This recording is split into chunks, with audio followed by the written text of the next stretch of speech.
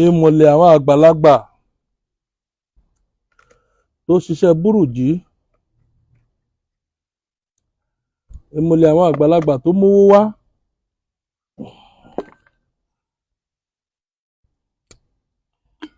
ìmùlẹ̀ àwọn àgbàlagbà tí máa lánàá fún ni.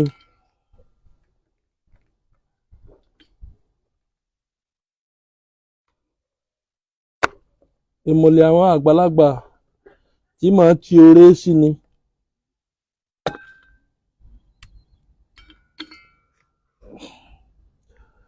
Òun lè rí tá a tún mú wá fún tòní o.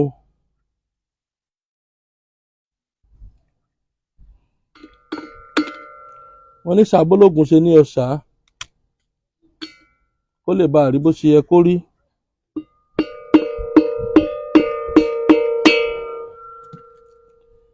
Àmọ́ eléyìí wá fún gbogbo babaláwo tí ń bẹ lórí péjì yìí. Àmọ́ wá fún gbogbo àfáà tí ń bẹ lórí péjì yìí. Àmọ́ wá fún gbogbo ọmọ Yorùbá kó lè wúlò, kó lè jẹ́ ìrántí lọ́la, kí nǹkan àwọn baba wọn bá parẹ́ tán.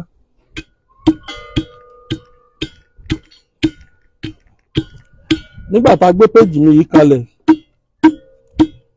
mo sọ gbólóhùn kan. Mo ní mo gbé péjì mi kalẹ̀ gẹ́gẹ́ bí library tí ọ̀pọ̀lọpọ̀ ti wá máa mú mi mọ̀ tí nǹkan bá dàrú lọ́la. Nítorí pé ohun tó ti wà lórí social media ó ti wà ń bẹ̀ for life nìyẹn. Ohun tó ti wà lórí YouTube, ẹlòmíì orí YouTube ló ti darapọ̀ mọ́ mi. Òrìṣàtọ́lá Ifágbéró Herbal Medicine Limited. Òrìṣàtọ́lá Ifágbéró Herbal Medicine Limited. Ẹlòmíì orí TikTok ló ti darapọ̀ mọ́ mi. Ẹlòmíì orí Facebook náà ló ti darapọ̀ mọ́ mi. Ifágbéró Òrìṣàtọ́lá Herbal Medicine Limited. Orúkọ tó ti lalẹ̀ káàkiri àgbáyé.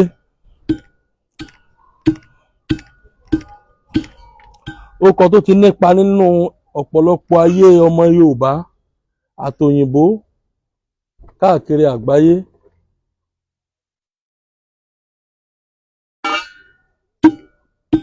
Ṣé dáhùn nǹkan tá a mú wá yìí kí àṣà Yorùbá má bàa parẹ́ ni. Torí wípé gbogbo táwọn òyìnbó ní wọ́n fi hàn ọmọ wọn ni. Tó fi dàbí ẹni pé àbáwọn òyìnbó yìí wà superb jù wá lọ. Wọn ò superb jù wá lọ o. Àwọn máa ń lákọọ́lẹ̀, wọ́n á ṣèwé.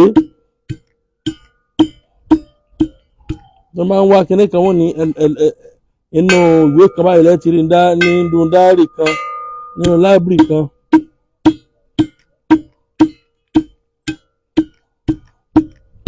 Wọ́n ní rẹ́kọ̀dù fún gbogbo. Àwọn eléyìí yàtọ̀ sáwọn wọ̀nran. Ọ̀pọ̀lọpọ̀ ọkàn mọ́ torí pé wọ́n fẹ́ jẹun. Ìṣọ̀rọ̀ wọn, ìmúra wọn. Ẹ ti mọ̀ pé àwọn tẹ́bí ń parí léyìí. Tó bá ń kọ́ àwọn ọṣẹ mi wá, bá ń kọ́ṣẹ́ wá. Bá mọ́ṣẹ́ méjì wá. Ọṣẹ àgbà sì tún ń lọ lọ́wọ́lọ́wọ́. Ọṣẹ àgbàlagbà. Ìwọ tó bá ti ra ọṣẹ yẹn, ó miss gan.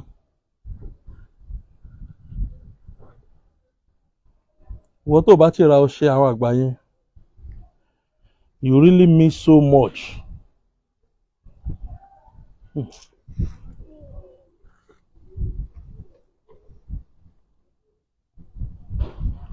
Eléyìí ni adarí pọ́n.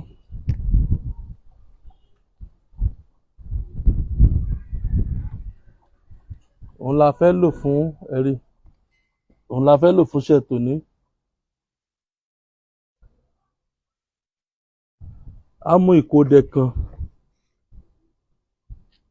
Ṣé rí tí èjì ogun ọ̀jẹ́? Ọ̀pọ̀lọpọ̀ mọ̀ pé oògùn míì máa ní títò. Ṣé rí ìkódẹ nísìn? Ojú rẹ̀ ní, ojú rẹ̀ ní. Ṣé máa ní ẹlòmíràn kan ní ẹ kíbọ̀ kíní yọkàn kíbọ̀?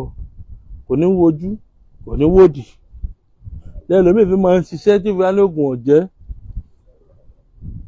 Now adarí pọ́n yìí ní ojú rẹ̀ yìí ojú ní òun lákọ̀ sókè ẹ̀yìn rẹ̀ ní òun ní wà ń sálẹ̀ á wà kí bọ adarí pọ́n lẹ́nu báyìí.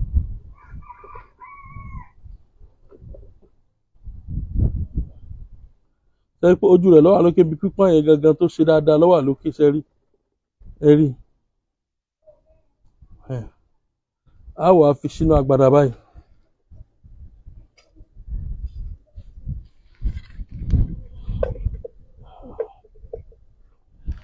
Bàtà ti fi sínú agbada báwọn tán ògùn máa ń di ṣíṣe lọ.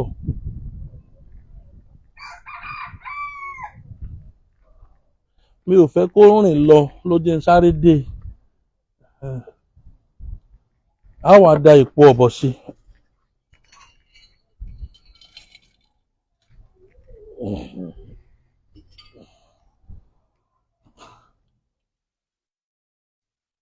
Á da èpo ọ̀bọ̀ sí.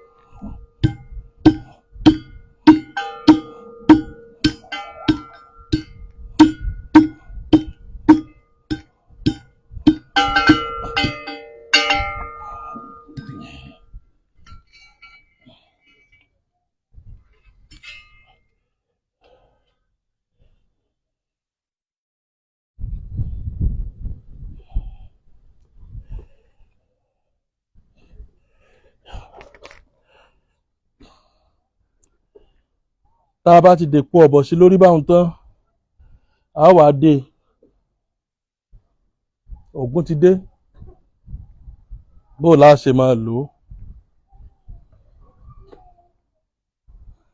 Iṣẹ́ yìí orí kan ni o orí kan ni máa ń lo iṣẹ́ yìí o ṣùgbọ́n tó o bá ti jó tán ọ wà á dá sí méjì ọ lọ bò kan mọ́ orí àtàn ìyókù ìwọ máa lò ó.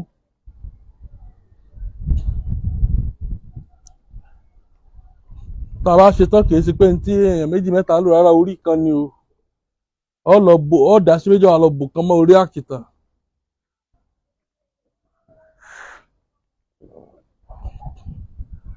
Ìdákejì wọ́n máa lò ó pẹ̀lú epo pupa lálẹ́. Iṣẹ́ tó rìn díẹ̀ ni o iṣẹ́ téèyàn ó lò tí ó dúpẹ́ ni alẹ́ lèèyàn máa ń lò ó pẹ̀lú epo pupa. Ọ̀pọ̀lọpọ̀ mọ̀ pé mo wà lórí YouTube àwọn àǹfààní kan bẹ tó ganga tó wà lórí YouTube mi tí ò sí lórí Facebook tí ò sí lórí TikTok tí ò sí lórí Instagram. Ẹ̀yin subscribe sórí YouTube mi Òrìṣàtọ́lá Ifágbéró Herbal Medicine Limited wàá mọ̀ pé Ọlọ́run ń fún wa ṣe.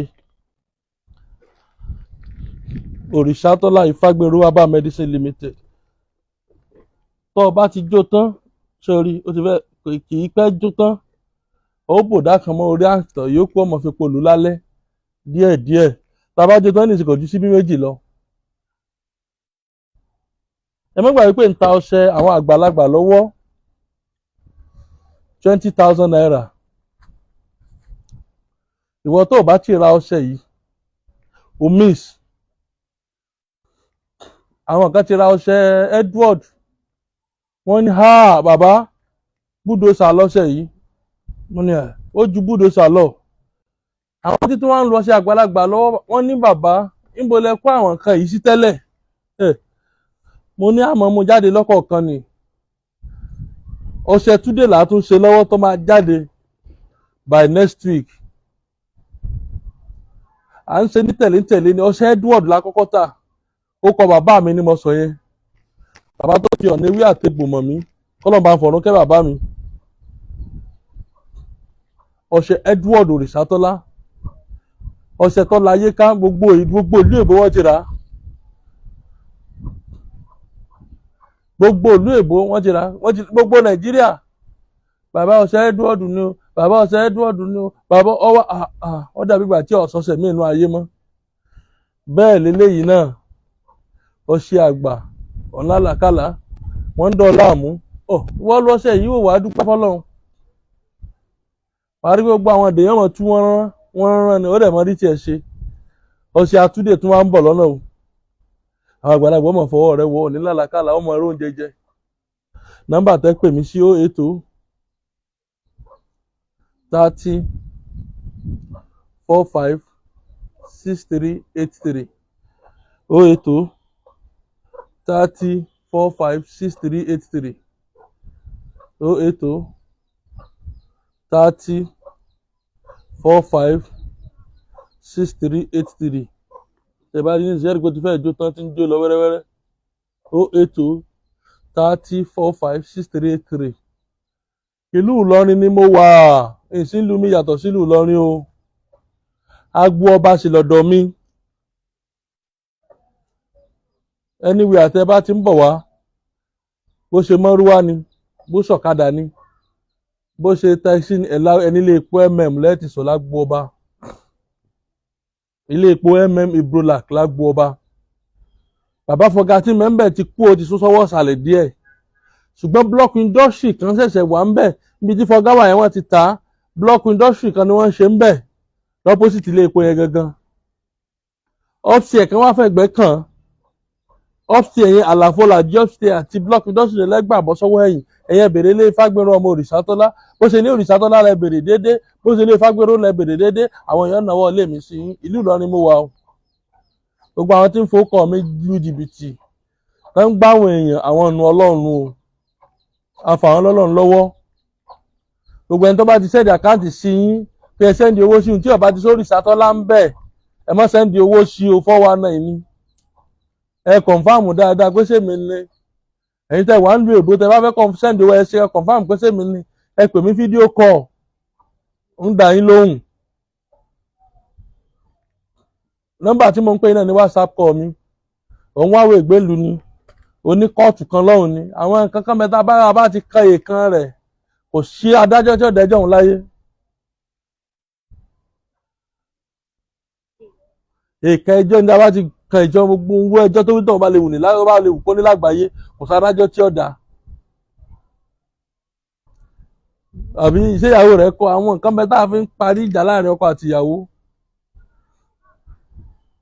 ẹjọ́ yóò ní gbérí mọ́ àwọn nǹkan bẹ̀rẹ̀ wọ́n kí náà pé Fágbéró gbogbo ìṣòro tó bá lè wù kó ní wọ́n pé Fágbéró bá Fágbéró sọ̀rọ̀ wò wàá rí i pé ọ̀nà àbáyọ wà sí ìṣòro tí wọ́n rò pé àbí ṣé bá ṣe wá bá kú ni Ọlọ́run jogún nǹkan tó pọ̀ fún mi ló jẹ́ kó síta pé mo fẹ́ káyé ó pò nú òde káyé lè mọ̀ pé nǹkan ń bẹ torí pé ọ̀pọ̀lọpọ̀ ti wà nínú òde ọ̀pọ̀lọpọ̀ ológun àfáà pásítọ̀ tí ogun ayé wọn ò ṣiṣẹ́ tí àyè sì ń pọ̀ sí